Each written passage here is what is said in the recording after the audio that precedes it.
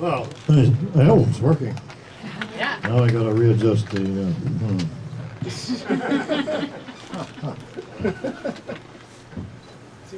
That still sounds good. Boy, you'd be amazed when you reach the age when you have, a hearing aid. What? It's a real pain in the ass.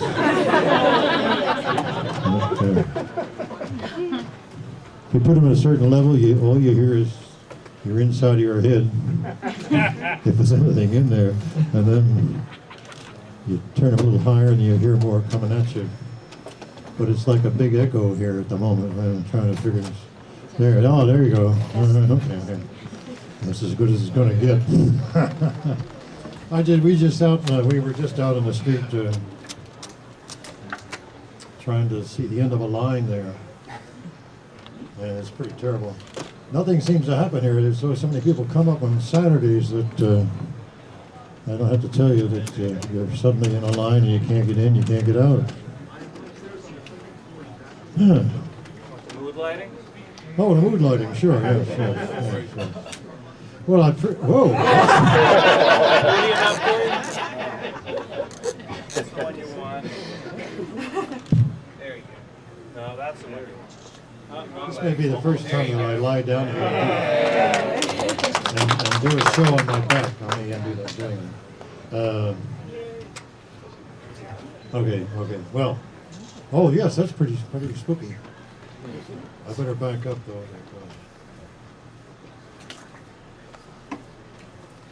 There we go. That's pretty good. Now, anyway, so many people out there waiting and showing patience that I can't imagine they're going to be there until they close everything up, and they've never really gotten inside. And they've already paid their way in, which doesn't make sense. But the truth is, there's no hotel in New Jersey that can. You need a hotel with a big convention room, a huge place, really. Some years ago, they used to be out at Fairleigh Dickinson, where there was a big gymnasium, and you could wander all over the place and not run into too many people ahead of you. But this has been so successful, and everybody has such a good time, they keep coming back. I'm amazed. And I keep meeting people who have memories of the early days of TV.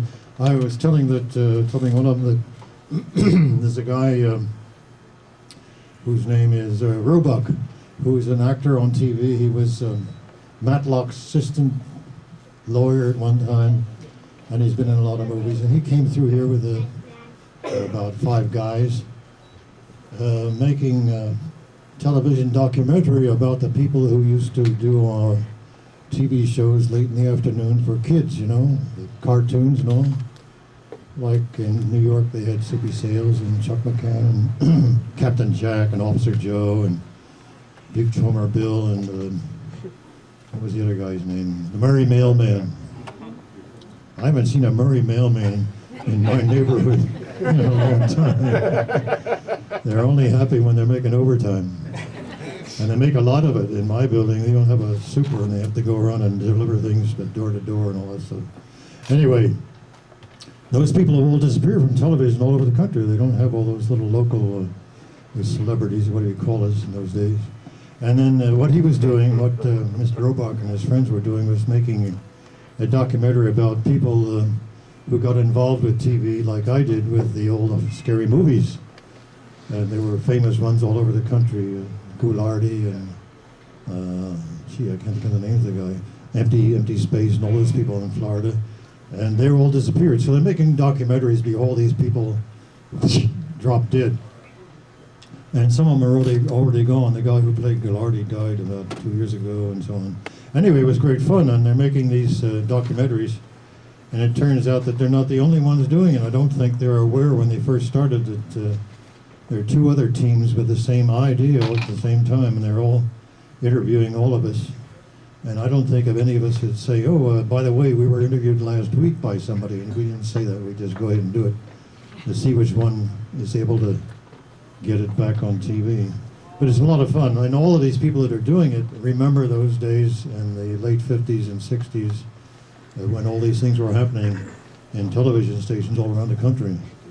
And just disappeared, all those local celebrities, so-called, who were like Officer Joe was introducing the Three Stooges and things like that, and he was a big fan, a big friend of the Stooges. Who was, Howard, somebody gave me, is he here? Wait a minute, looking around, he doesn't seem to be here. Paul Russick, who has a fan club magazine, he sent me a copy of a radio show that I did with Howard Stern. Howard Stern, when he grew up, he used to watch my show and other things, and so he was interviewing me. And Howard actually is a very funny guy. It's only that he found out he could make more money talking about the shape of the various women and would they take their clothes off. And he's made a ton of money, and now they want to take him off the air, and they've done that with some stations. But this particular show was very funny, and he was going on and remembering things I used to do, and he said he had that big box, and he had his grandmother in there or something. And it never occurred to me to have my grandmother in the box. It might have been even funnier than it actually was. But he was going on, and it's just a funny show, you know, and no mention of the size of a woman's chest or anything like that. It just never appeared. And so maybe he'll end up as a funny guy on radio if he just switches around and gets onto the old horror movies or whatever it was he can remember and make comments about society and so on, instead of chasing skirts all day on radio. Well. Anyway, I forget why I mentioned this, except that all of us are full of memories, and you people, when you get to the table and tell me where you came from and the things you remember, and a lot of times I say, I did that, I said that, I can't remember saying that or doing that, but you all have these great memories, and it's great fun to meet you. And we were just out there a while ago going through the line that's waiting to get into the tent. And if you haven't been in the tent, I think you might as well go home when you leave here. Because the line is, I don't know, it's several hundred, 100 yards at least long. But they're all happy out there in the sunshine for some reason or other. And it's a beautiful day. Beautiful day. I can't think of anything that's going on besides that you'll be on the lookout for those people who have been making the documentaries. In fact, somebody told me that the one I mentioned with Dan Roebuck, I think his name is Dan, that they've already sold that, and they're just making an hour show out of it. You the one that told me that? No. Oh, okay. They took them out a lot, you know, they interview people, and the interview is going on, and suddenly they have to put it into a size or a length that they can use on TV. And somebody told me the other day they're trying to cut it down to an hour, and it's not easy. But they've already sold it, so it'll be on the air somewhere. Oh, it's going to be on satellite TV. That's it. And I don't know, I guess that works like the radio TV. Was that, maybe that's, what do they call it when they try to sell you bootleg? Channel, yeah. No, when they want you to satellite TV like they do for cars, and a little dish in this case for TV. Anyway, that's who they've sold it to. So, does anybody have any wonderful questions here or comments about the food you buy here and so on? Order a pizza. What is it? Pizza for everyone you want? Okay. Yes, somebody had a question here? Nobody has a question. Oh, there's one back there, two. Zach, what about Key to Murder? Any chance of that movie ever getting released for home viewing?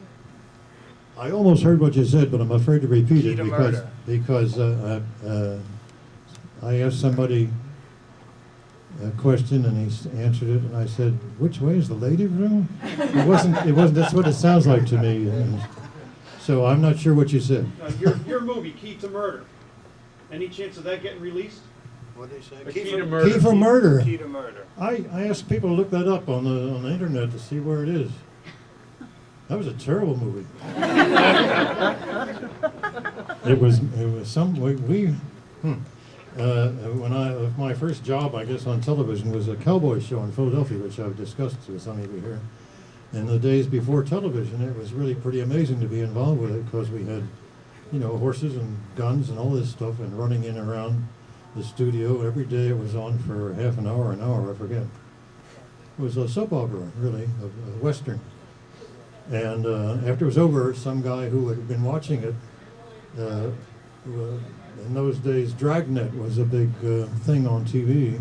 So he wrote his version of a Dragnet of two police officers. One was a dumb guy, and the other guy was a Jack Webb type, just the facts, man, just the facts, that kind of stuff. And I played that part.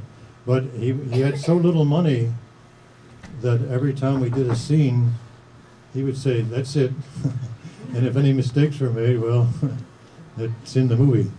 And it finally came out, and I heard from a cousin of mine that they had seen it out in western Pennsylvania one night on TV, where somebody had put it on with a set of 12 movies, and they needed one more to make 13, which is the magic number for renting movies and showing them on the air.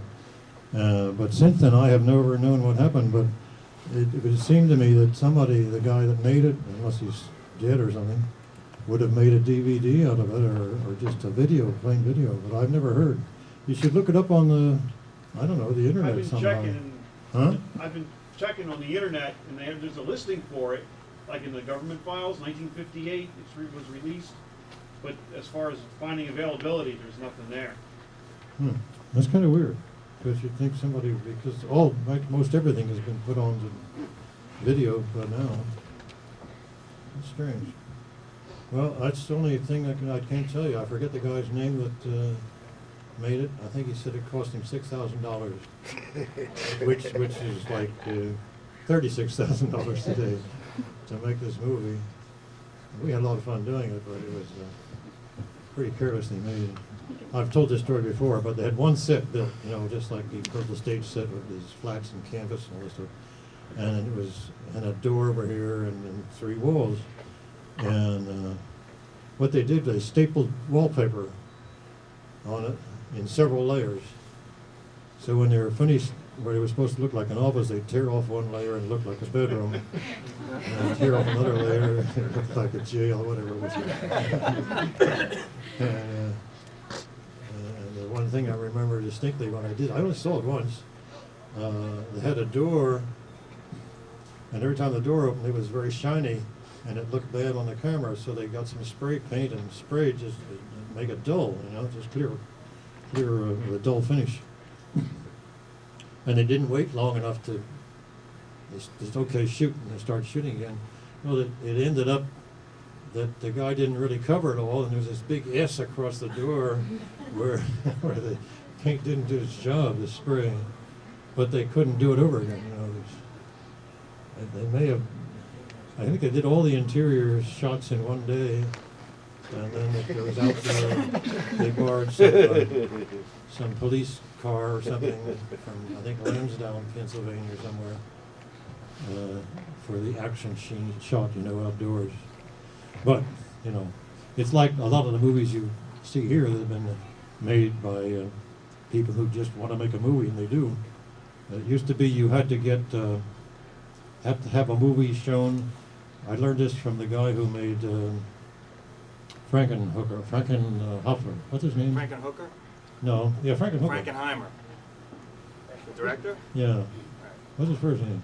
John? Frank Henenlotter. Henenlotter, that's There you go, hang on. That he shot some stuff on film for Frankenhooker fame, and the idea was that you had to get that film shown in a theater, a movie house, before anybody would then make a video of it. I don't know why, but that's the way it was. But now it's the total opposite. You just make a video and don't have any intention of getting it into a movie house in many cases. But it's turned around now, and it's pretty hopeless. I mean, it's every once in a while, somebody makes a movie with a handheld camera, and it catches on. but it's very tough. Why am I going on like this? Yes. Have any other kinescopes been found other than the 4 that are on the archives? No, the one on the archives, they're the only ones we got of the show. Will they be going on DVD? I've told many people since that, somebody else asked me the other question some time ago, that WOR Channel 9 put all the shows on tape, the big 2-inch tape, and they showed them for a little bit in California, but that didn't last too long. I think in Los Angeles, as I recall, a sister station out there. And then they kept those tapes and showed them over again for a whole season in New York City. And for some reason or other, I was out of, I don't know where I was, that I wasn't really paying attention. The first time the shows were on tape were the ones you see on Kinescope, on the archives tape. And they would use the tapes over again every week, so the shows were lost. But Channel 9 kept all the tapes for a whole year. And it never occurred to me to go ask them if they could make a kinescope of one of them and save it. I don't know why I never thought of that. They weren't the greatest movies in Channel 9, but it was, we had some fun there. So nothing happened. I keep hoping somebody will call me up and say, hey, I've got some old tapes here. Sometimes the engineers would do save copies of their own favorite shows that they were involved with in the control room. And they'd make copies, but hasn't happened to me yet. I assume Channel 11 didn't keep any of No, theirs they wiped them either. off every week. The tapes were very expensive, so they could use them over again. Mhm. Yes, I see you. Out in the tent, we talked a little bit about Dick Clark. I was wondering if you could just talk a little bit about your Dick experience. Clark? I was wondering if you could talk a little bit about your experience. Yeah, as he an made American it Bandstand. to the Yeah. Larry the King, right? Yeah. Yeah. Well, I was amazed to see him there, One of the things that Larry King does that I can't understand, he has all his guests sitting right across the table from him, and it's all very close up. And the brightest lights he could possibly have that make everybody look sick. Unless the women put a lot of makeup on or whatever. But they really, it's almost cruel the way they zero in, people with all the funny things and age and whatever. At any rate, I was surprised one night, there's Dick, and telling about he's got diabetes or something, right? What was it like being on American Bandstand in those days? Oh, what was it like? It was pretty exciting. It was I first did that while I was in Philadelphia when he was starting his show, I guess pretty close to where I started doing the old movie stuff. And he knew that the audience was the same. Kids who came and danced on his show were the ones who were watching the show at home on Saturday night. And so it was kind of fun, and he had a very close connection to the record company that I made a Dinner with Drac song. And he would have his, he would do the phoning actually. I was in the office of the record company, and the guy says, wait a minute, he dials a number and he says, hello, Dick. And they were very close, and there was some suspicion that Dick had some connection with some of the Frankie Avalon and all those people who he often had on his show. But it worked for both of them. When he had a guy had a hit record, he could just call Dick and say, hey, do you want to have Joy Checker on the show this afternoon? Sure, come on. Jump in a cab and he's on the television. But he's always been a guy, a really good businessman. He liked to make money. And he knows how to do it. And his wife, too, a very nice, lovely lady. They both like to work. They work hard, and they keep doing all these best of shows, and fashion shows, and Miss America, whatever else. Assuming he don't do that. He has his own beauty contest. He never has done one about guitar players. Zach, Yeah. didn't you have the Doors on your show once? Yes, we did. We did. Yes, they didn't play. They played around, but they didn't play. They had a good time. And what was his name that was here? Ray Manzarek. Ray Manzarek was here last year or the year before, I forget. And he said he remembered that. One of the guys I had made a record called Spookalong, an LP, and the guy who was the promotion man, name of Fields, what's his name? Too bad. I've been looking for him though. Anyway, he moved over to Elektra Records and was doing promotion for them, and he's the one that sent them out to our little dancing show in New Jersey. And they had a good time. They really did. And I forget who it was. I don't think anybody actually caught them. We didn't save that tape. That was another place that used to wipe the tapes off right away. And we only have 2 tapes, but not with any great stars on them. And we had the Doors, and I forget some other people that I've long since forgotten, who came out to promote their records, but they didn't play. The only music we had was from the high school bands that used to come out. And they all played House of the Rising Sun. Yeah, that was a big hit. Any more great questions here?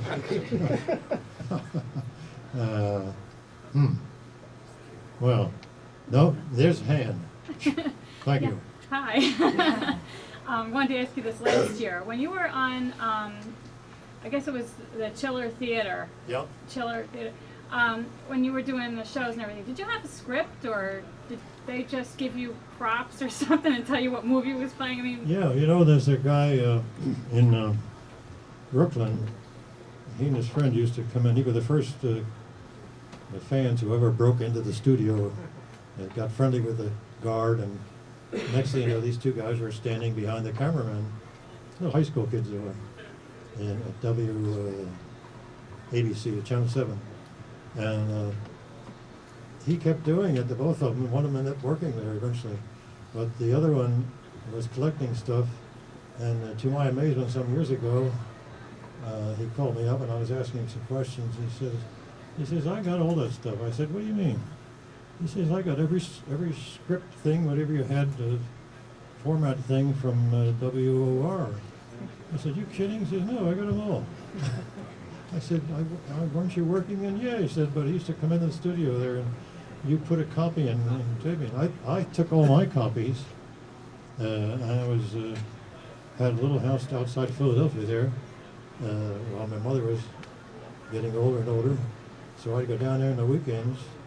And at one time, after she died, I had to sell that place. And I threw all my stuff down an old cesspool. Yeah, where are you doing?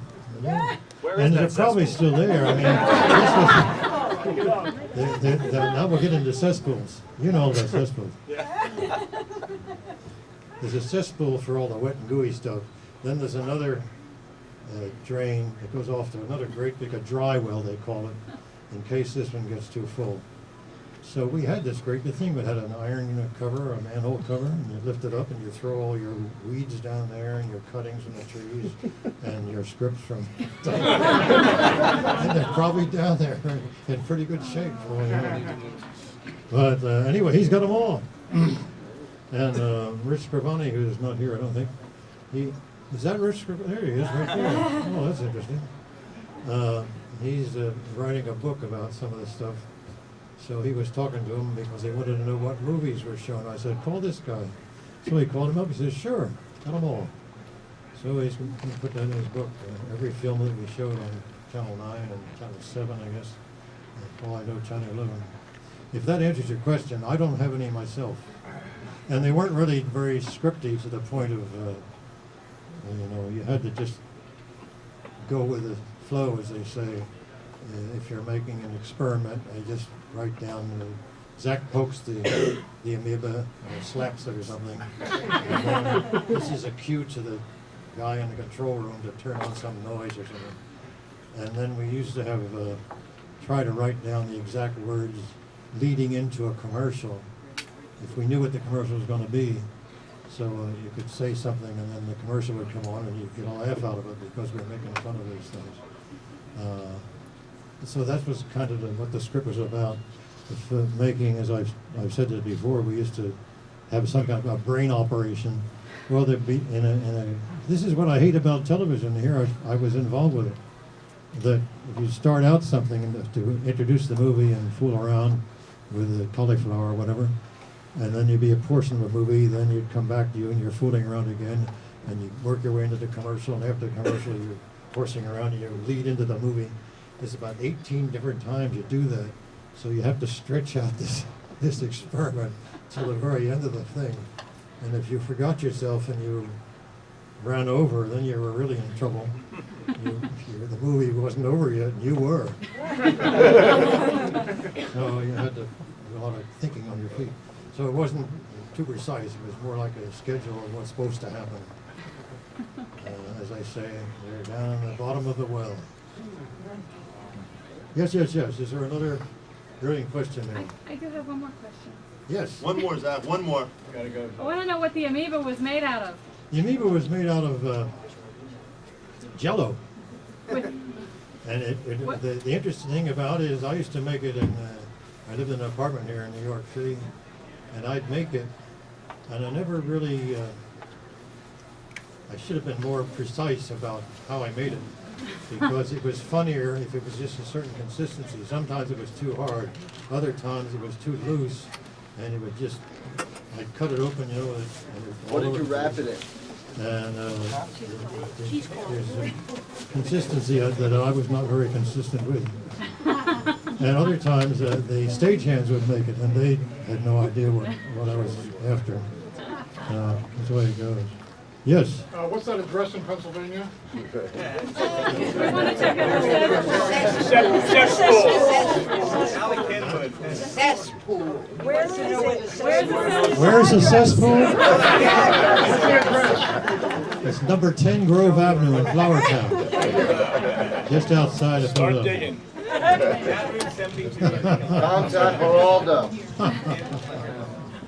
That's true story. Oh, yeah. Okay. And right next door was a lady who was so excited, she knew Dr. Shock.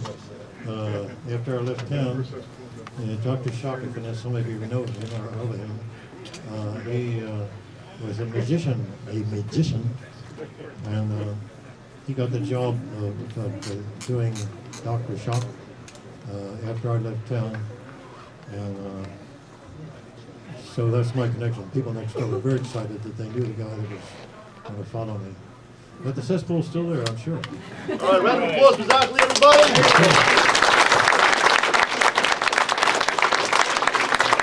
You people are doing it, I don't know. I threatened to, I'm going to say, do something here. It occurred to me.